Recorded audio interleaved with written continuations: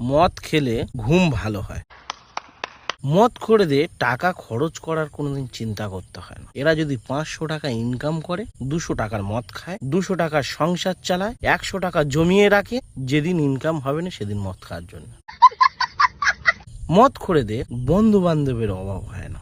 দুজন জামাই, তুমি আর অন্য কেউ কোনো অনুষ্ঠান বাড়ি গেলে দেখবে যে মদ খায় না তার সঙ্গে ঘোরার মতন কেউ লোক নেই, কিন্তু যে মদ খায় সে দেখো এদিক চলে যাচ্ছে ওদিক চলে যাচ্ছে, তার এদিকে ডাক ওদিকে ডাক, মানে সে বিশাল ব্যাপার, সে বিশাল ব্যস্ত, কিন্তু তোমার সঙ্গে ঘোরার মতন একজনও পাবে। ওই জন্য মদ খোরেদের বন্ধু বেশি। মদ খোরেদের লক্ষ্য আজকের মদ খাচ্ছি, কালকের আবার কি মদ। মদ খেতে বসেই আলোচনাটা হয়ে যায়।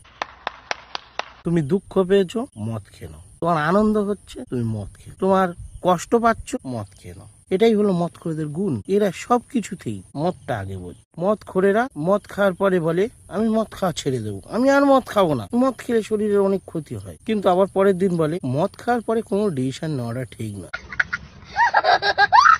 আমি কলকাতায় ঢাকুরিয়ার বস্তি কিছুদিন ছিলাম। একটা রিক্সাওয়ালা ছিল, প্রতিদিন রিক্সা চালাবে, রিক্সা চাইলে সন্ধ্যাবেলা মদ ফাত খেয়ে আসবে, এসে মারামারি ঝগড়াটি, সে এক অশান্তি, ঠিক আছে কান্নাকাটি। ঠিক রাত 10টা বাজবে, ওদের ঘরের ভিতর থেকে তো পাশাপাশি ঘর তো, ক্যাঁচ কোঁচ ক্যাঁচ কোঁচ ক্যাঁচ কোঁচ করে আওয়াজ আসবে। সকালবেলা দেখবো ওদের ঝগড়াই হয়নি, দুজনে এক কাপে চা খাচ্ছে, স্বামী স্ত্রী।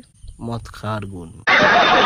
কিছু কিছু মদ খোরা আছে এমনি সিগারেট খায় না, কিন্তু মদ খাওয়ার পরে সিগারেট ধুনে দেয়, সিগারেট বিড়ি যা দিবি খেয়ে, কিন্তু এমনি সিগারেট খায় না।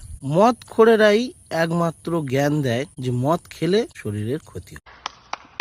মদ খাওয়ার ডিপার্টমেন্ট আবার ভাগ আছে। আজকে ধরো তোমার ইনকাম কম, তুমি বাংলা খাচ্ছ, তোমার স্বপ্ন থাকতে হবে যে আমি একদিন প্রতিদিন ইংলিশ খাবো। তোমার ইনকাম বাড়লো, তুমি ইংলিশ খাচ্ছ। তোমার স্বপ্ন থাকতে হবে আমি একদিন বড় বড় হোটেলে যাব, গিয়ে ব্র্যান্ডি খাবো, ওয়াইন খাবো, বিভিন্ন রকমের মদ খাবো, দামি দামি মদ খাবো। আর এই স্বপ্নগুলো পূরণ করতে হলে তোমাকে মদ খেতে হয়, তা না হলে তুমি যাবে কিভাবে?